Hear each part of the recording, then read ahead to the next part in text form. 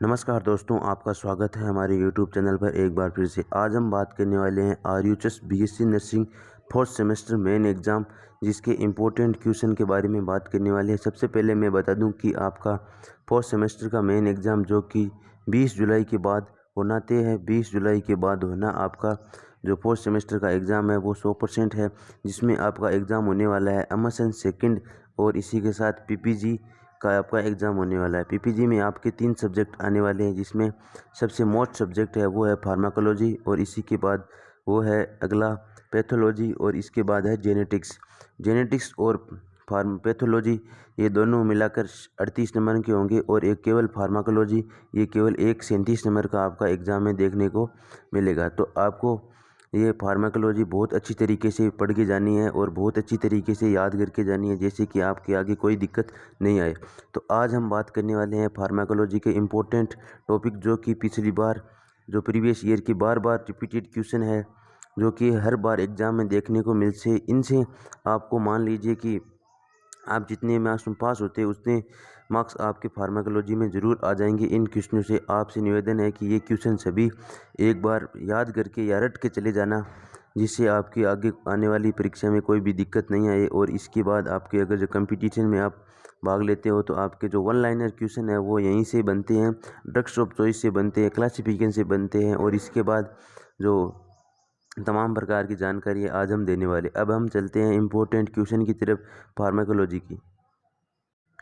अब हम देखते हैं फार्माकोलॉजी के इम्पोर्टेंट क्वेश्चन जो कि आपको हर बार एग्ज़ाम में देखने को मिलती है।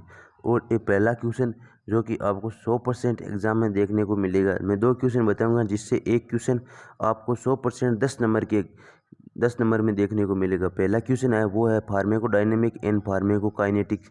एक तो ये क्वेश्चन जो कि आपको 10 नंबर में देखने को मिल सकता है, और एक अगला क्वेश्चन जो रूट ऑफ ड्रग्स एडमिनिस्ट्रेशन है, ये आपको 10 नंबर में देखने को मिल सकता है मेन एग्ज़ाम में। इसके बाद जो मैं क्वेश्चन बताने वाला हूँ वो भी आपको अच्छी तरीके से पढ़ के जाना है, और वो भी क्वेश्चन आपको एग्ज़ाम में देखने को मिल सकती है 5 या 2 नंबर के क्वेश्चन में, जिसमें आपका NSAID यानी non steroid anti inflammatory drugs जो कि आपको एग्ज़ाम में देखने को मिल सकता है। इसके बाद आपको कीमोथेरेपी, जिसमें आपको डेफिनेशन लिखनी है कीमोथेरेपी।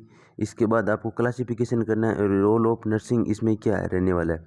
इसके बाद मोस्ट इम्पोर्टेंट क्वेश्चन, बार रिपीट होने वाला क्वेश्चन जो कि आपका है एंटी ट्यूबरकुलर ड्रग्स और डॉट्स थेरेपी, यानी आपकी जो एंटी ट्यूबरकुलर ड्रग्स की first line second line in दोनों की आपको ड्रग्स याद कर जानी है और इनकी डेफिनेशन याद करनी। अब मैं इसमें ये क्वेश्चन बताने के बाद आपको लास्ट में क्वेश्चन बताऊंगा कि किस प्रकार एक फॉर्मेट में आपको जो अगर आपके मेन एग्ज़ाम में 10 नंबर में क्वेश्चन आए, 8 नंबर 5 नंबर में क्वेश्चन आए, तो आपको किस प्रकार से डील करना है क्वेश्चन को, वो मैं इस वीडियो के लास्ट में बताने वाला हूँ। सबसे पहले हम देख लेते हैं सभी इंपॉर्टेंट क्वेश्चन जो कि आपको पढ़ के जाने हैं।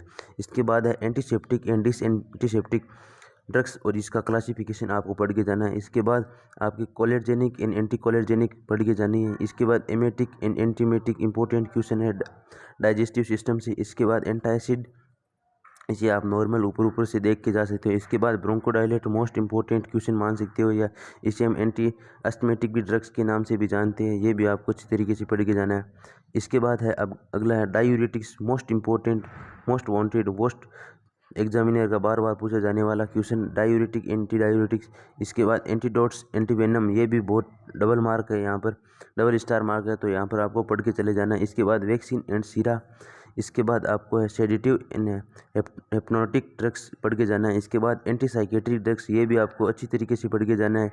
इसके बाद एंटी हाइपरटेंसिव ड्रग्स जो कि वेरी इंपॉर्टेंट ड्रग्स है, इसको भी अच्छी तरीके से पढ़ के जाना है। इसके बाद आपको anti platelets and thrombolytic agent है वो पढ़ के जाना है। इसके बाद OCP और इसके बाद ओरल हाइपोग्लाइसेमिक ड्रग्स है वो पढ़ के जाना है। इसके बाद जो लास्ट है वो यहाँ पर आयुष है, वो अच्छी तरीके से आपको पढ़ के जाना है। इसके बाद जब अदर ड्रग्स के बारे में बात करें तो अदर ड्रग्स में आपका आ जाता है anti cancer drugs, anti malaria drugs and broncho spectrum drugs भी पूछा जा सकता है। इस ड्रग्स के अलावा भी आपको जो पेनिसिलिन है, जैसे नाइट्रोग्लिसरीन, पेनिसिलिन और इसी के साथ PCM, जो इम्पोर्टेंट ड्रग्स है जो कि सीधे रूप से हमें सिस्टम पर इफेक्ट करती है हमारे, तो वो ड्रग्स को आप अच्छी तरीके से पढ़ के जाना है, सभी ड्रग्स को एक एक करके। अब हम बात करने वाले हैं कि आपके मान लीजिए 10 नंबर का क्वेश्चन आ जाता है कि आपको एंटी ट्यूबरकुलोसिस ड्रग्स है उसको डिफाइन करना है, और इसमें एक ड्रग्स यानी रिफाम्पसिन या स्ट्रेप्टोमाइसिन इसको एक्सप्लेन करना है। तो किस प्रकार आप जो उस पर्सन को है वो डील करने वाले हैं, तो इस वीडियो में हम बताएंगे कि उस पर्सन को आप किस प्रकार डील करें। जैसे कि आपके यहाँ पर जो क्वेश्चन आ चुका है वो आ चुका है, डिफाइन टीबी,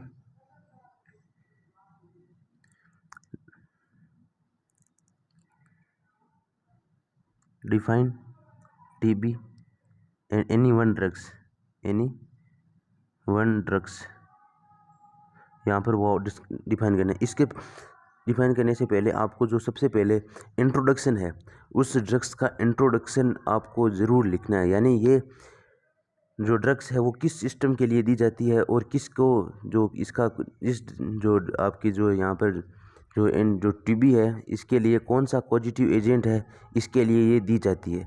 ये आपको अच्छी तरीके से याद रखना है। इसके बाद इंट्रोडक्शन में ये चीज़ लिखनी है। इसके बाद आपको क्लासिफिकेशन, कभी भी क्लासिफिकेशन में कोई भी स्पेलिंग मिस्टेक नहीं करनी है। और क्लासिफिकेशन में आप जैसे कि आप क्लासिफिकेशन में मान लीजिए आपने यहाँ पर केवल लिख दिया फर्स्ट लाइन और सेकंड लाइन, ये यहाँ पर छोड़ दिया, परंतु इसमें आपको यहाँ पर लिखना भी होता है कि फर्स्ट लाइन में कौन कौन सी ड्रग्स आती है और सेकंड लाइन में कौन कौन सी ड्रग्स आती है। वो आप आगे लिखते हो, यहाँ पर ही लिखना है, आगे जाके नहीं लिखना है, क्योंकि यहाँ पर लिखते हो एग्जामिनर के लिए बहुत अच्छा इफेक्ट पड़ता है। इसके बाद आपको उस जिस ड्रग्स के बारे में बोला है उस ड्रग्स का मोड ऑफ एक्शन, यानी 2 ड्रग्स के बारे में बोल सकता है, 3 ड्रग्स के बारे में अलग अलग करके आपको मोड ऑफ एक्शन यानी कि हमारे शरीर पर किस प्रकार एक्शन करती है ये लिखना है। इसके बाद आपको फार्मेकोकाइनेटिक्स लिखनी है।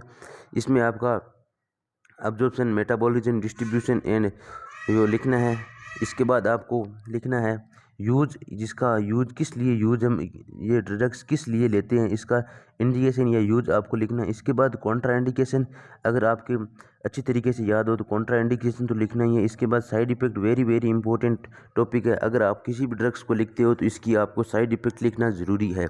इसके बाद आपको नर्सिंग रिस्पॉन्सिबिलिटी, अगर आपने नर्सिंग रिस्पॉन्सिबिलिटी यहाँ पर बढ़िया कर दी तो आपके एग्ज़ाम में जो भी आपने क्वेश्चन लिखा है उसमें 4 चांद लग जाएंगे। अब इसके बाद अगर आप एक टॉपर स्टूडेंट हो और अपने जो एग्ज़ाम की कॉपी है उसमें आप 4 चांद लगाना चाहते हो, तो आपको जहाँ पर जो ड्रग्स जो ये मैंने ऊपर वाले जो ये पॉइंट बताए थे, ये पॉइंट तो आपको अच्छी तरीके से लिखने ही है। इसके साथ साथ आपको जो मान लीजिए एक स्ट्रेप्टोमाइसिन आपने ड्रग्स ले ली, स्ट्रेप्टोमाइसिन के आपको डोज भी यहाँ पर जिस प्रकार 750 mg है वो आपको यहाँ पर मेंशन करनी है, डोज भी मेंशन करनी है। और इसके बाद आपको किस प्रकार दिन में कितनी बार लेनी चाहिए, आईडी ओडी, ये आपकी यहाँ पर जो आप अगर आप बहुत टॉपर स्टूडेंट हो तो आपको ये लिखनी चाहिए, क्योंकि आपकी जो नंबर है उनमें इंक्रीजमेंट होने को 100% देखने को मिलेगा। इसके बाद आपको ड्रग्स इंट्रैक्शन या ड्रग्स रिएक्शन भी आपको लिखनी है। इसके बाद ड्रग्स देने के बाद एजुकेशन, ड्रग्स एजुकेशन भी आपको यहाँ पर अगर याद हो अच्छी तरीके से तो लिखनी है। इसके बाद आज का वीडियो यहीं पर समाप्त करते हैं। और इसी के साथ लास्ट टॉपिक में बता दूं कि अगर आपके पास फार्माकोलॉजी के सभी सिस्टम के लिए सभी सिस्टम की जो भी ड्रग्स यूज में आती है उनके क्लासिफिकेशन आपके पास नहीं है तो आप हमारे व्हाट्सएप नंबर पर मैसेज करिए और सभी ड्रग्स के क्लासिफिकेशन हमारे व्हाट्सएप जो हमारी टीम है उससे मंगवा लीजिए। एक अच्छी बढ़िया सी हमने बना रखी है PDF, जिससे आपको बहुत बेनिफिट में देखने को मिलेगा। धन्यवाद दोस्तों, यहाँ तक वीडियो देखने के लिए। अगर वीडियो अच्छा लगे तो चैनल को सब्सक्राइब करें। जय हिंद, जय भारत।